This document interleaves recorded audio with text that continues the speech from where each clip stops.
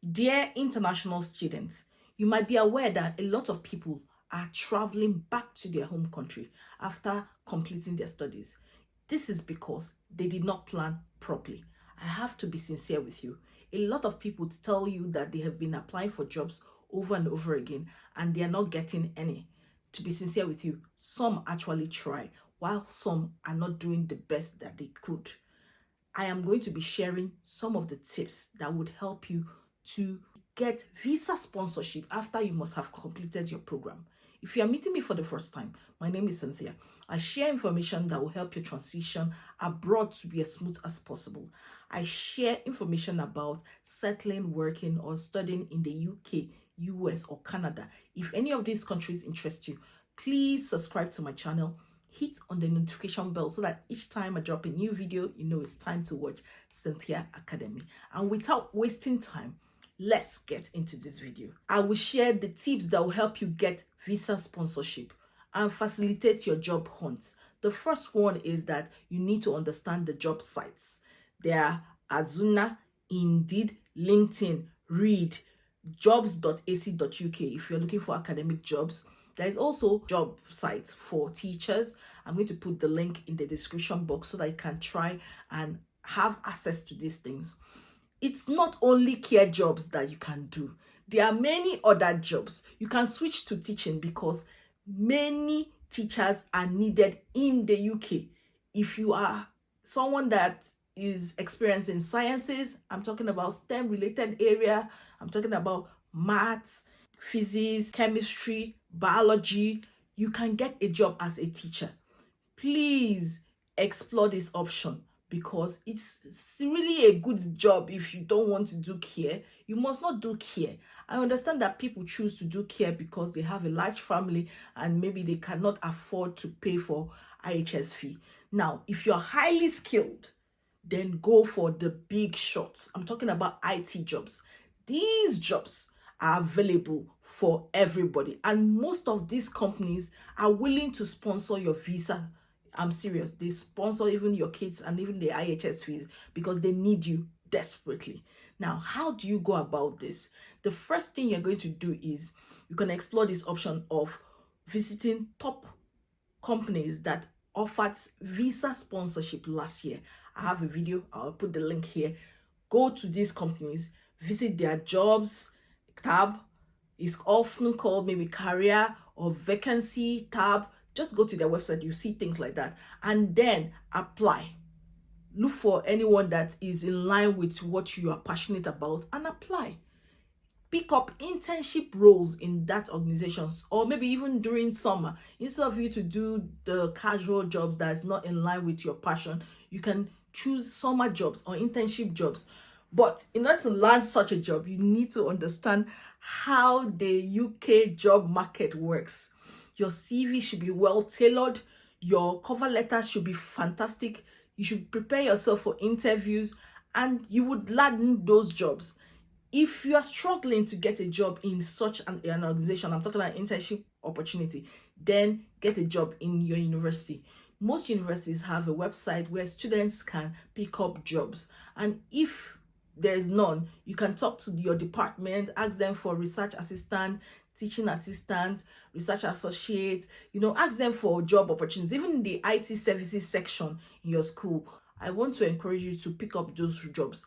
The reason why I'm saying this is that for some of these big companies and the university, they are willing to give you a permanent job afterwards. So they'll give you a skilled worker visa for you to stay back after you complete your studies because you have shown a proven track record. You have picked up those skills and maybe they want to retain you. This is an option. That is why I said you should choose this option if you want to explore getting visa sponsorship after you complete your studies. Another way you can go about this is to go to the skilled worker visa website, occupation codes, and you would be able to use the ONS tool. I'm going to put the link in the description box. You can use the ONS tool to get a list of jobs and their codes. Now, take the names of these jobs, these admin roles, and put them on Indeed, LinkedIn, Azuna, CV Library.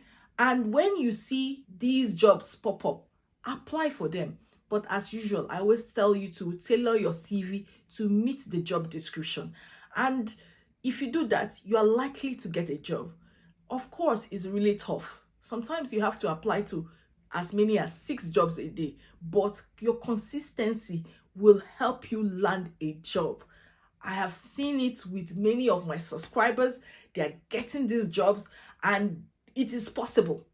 If you believe it is possible, it is very possible. If you're not getting any invitation for interview after 100 applications, then it means there's something wrong with your CV. Get a CV specialist to look at your CV. Make sure it reflects hard skills and soft skills, and it's able to pass the ATS system. That is what I would advise you to do. Another way you can go about this is to visit this particular website called findajobs.dwp.gov.uk. Now type in visa plus sponsorship in the search bar and put UK. Then it will give you a list of visa sponsorship jobs. There are so many jobs there. Check the one that is in line with yours and you are good to go. Another way you can explore this is if you find a job on any job sites, you go down to the bottom and check the name of the person that advertised the job, even the email.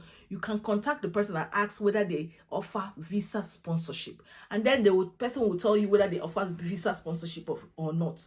And with that, you can say, okay, this company offers visa sponsorship, I will apply for this job. I'm saying do this for any job that doesn't tell you whether they offer visa sponsorship or not. Another way you can go about this is to check whether the name of that company is on the register of licensed sponsor. If the company's name is on the register of licensed sponsor, then apply for that job. But if the company's name is not on the register of licensed sponsor, don't waste your time. It means they don't have the license to sponsor you. And how can you check the register of licensed sponsor?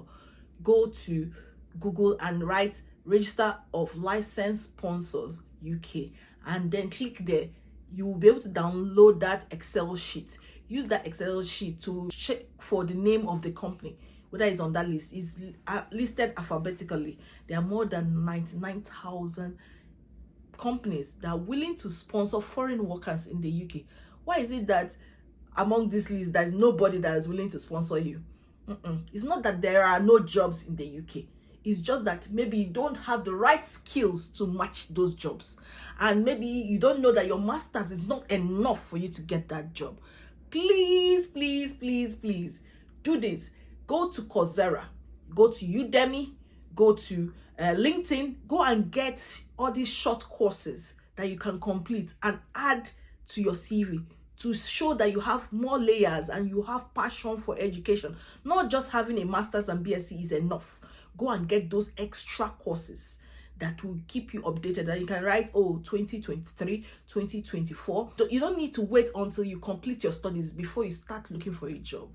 You need to start applying for jobs before, way before, not even 6 months till the date your student visa will expire. You need to start even before you arrive the UK. But I understand that many times we have many things we are worried about: family, settling down, adapting to the weather, lectures, meeting the assignment, paying our school fees. But I want you to prepare yourself for personal development. Without this, you will struggle. Without bringing out an hour, even if it's at the beginning, you bring out 2 hours a week to look for jobs and apply. That is your time for personal development. It will train you on how to get a job, because it's another skill in itself. Please use your school's career service office. It's very important that you do so. Without doing this, you will not move forward. You'll be stagnant where you are. Seriously, you need help. You need help with your personal statement. You need help with your supporting information. You need help with your CV and cover letter. You need a professional to look at them. That is the only way you can compete with others and be able to be invited for an interview. You need help with training for interviews, how to answer using the STAR technique. You need help with how to boost your CV so that it can score high on the ATS system, so that a human being can look at your CV. You need help. And so this is 2024. Call out for help. Even if it involves paying £200 for all these services, maybe supporting information, and you get that job. Is better than paying for COS. Seriously, it is better. Don't be lazy about it. Pay Upwork, Fiverr for someone to communicate the skills better for you. Presidents of many nations and prime ministers get someone to write their speech for them so that they can communicate their words better. So why can't you find someone to help you? I'm not saying from scratch. Write what you have, and the person will help you, give you a guide on how to write that thing better. I offer such services. You can also DM me, and we'll see how we'll help you get that job. And this year is about getting that job. My subscribers must get their jobs this year. You must get that job. If you invested a lot of money to come in here to study, you should grow. You should be able to achieve your dreams. You shouldn't be lazy. And I wish you the best. You know I care about you. That's why I talk like this sometimes. Like, share, subscribe. Bye-bye.